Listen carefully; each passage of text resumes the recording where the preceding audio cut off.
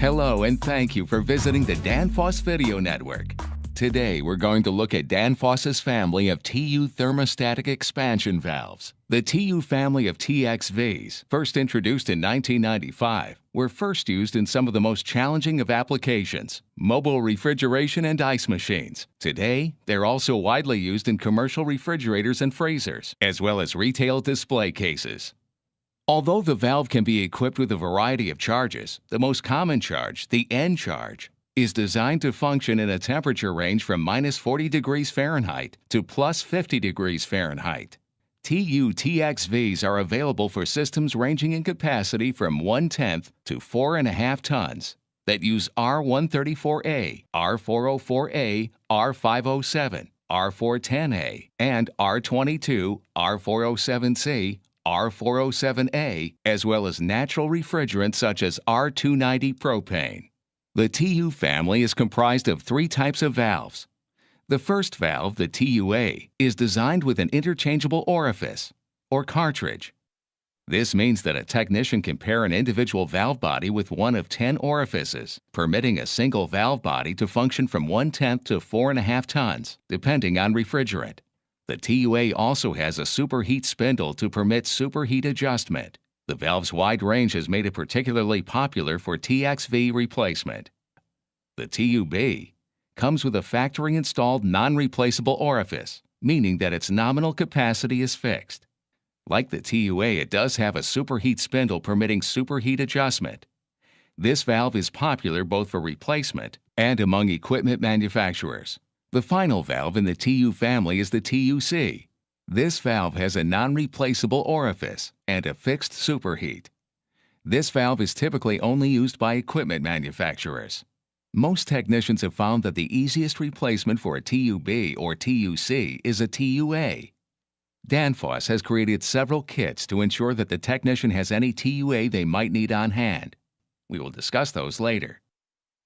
The small but robust TU valve is made from stainless steel, giving it high strength, low heat conductivity, corrosion resistance, and a light weight.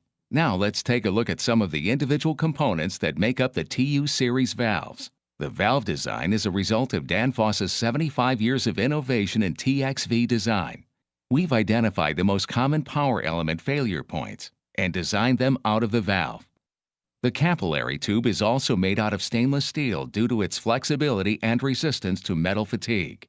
Because we use stainless steel for its construction, the cap tube is less likely to break due to this metal's flexibility and durability, and the power element will not rust due to the stainless steel's resistance to corrosion.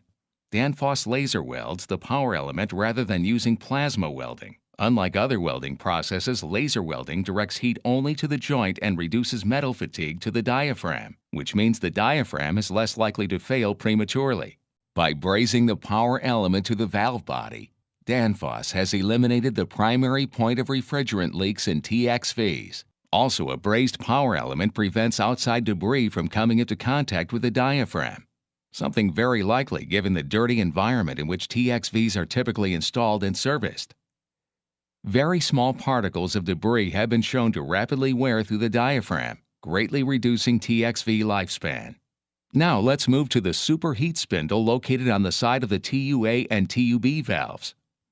If adjustment is necessary, using a 5/32 Allen wrench, remove the superheat cap. Use the same wrench to adjust the superheat. Turning the spindle a full turn will produce a roughly 4-degree change in superheat. Turning the spindle clockwise will increase superheat. Turning it counterclockwise will decrease superheat.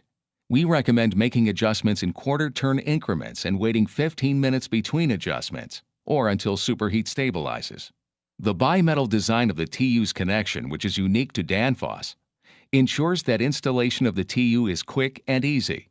These connections are manufactured by pressing together sheets of copper and stainless steel under intense pressure. The result, once brazed, is a true copper-to-copper connection that can be brazed and unbrazed, unlike copper-coated connections. Because the inside of the connection is copper, the joint is copper-to-copper. That means that just about any standard soldering or brazing material found on a typical refrigeration technician's truck could be used to make the connection. Danfoss recommends SIL-FOSS 15. One of the advantages of stainless steel's valve construction is that stainless steel conducts heat 11 times slower than copper or brass. This means that no wet wrap is required to protect the valve when brazing a connection. This helps to make installation of the TU quicker and easier than other brands of thermostatic expansion valves. It's recommended that the installer not use wet or paste flux when installing a TU, as these varieties of flux contains chloride, which corrodes stainless steel. Now let's look at a typical TUA installation. If installing a TUA, use the following method. If installing a TUB or TUC, the process is the same except you don't need to worry about installing an additional orifice. It will be pre-installed in the valve by the factory. Note that the screen or mesh on a TUA is on the orifice and can easily be cleaned or replaced simply by removing the orifice. Note that the orifice packaging canister is designed to assist in proper installation of the orifice. All the technician needs to do is seat the gasket in the indentation in the canister, insert the orifice, and press down until you feel the washer click onto the orifice. Please note that once the orifice is removed or replaced, the crush gasket should be replaced. New washers come with each orifice, and bulk packages are available for purchase. First, select the proper orifice for the application and install it in the valve. Technically, the orifice should be tightened to 19 to 22 foot-pounds. Typically, this equates to tightening the orifice until it is snug and going 1/4 turn more. Next, fit the copper piping into the valve's connections. In this case, our technician is also installing a fitting reducer to match the valve's outlet and the evaporator inlet. The copper pipe should be heated with a torch until it turns red hot.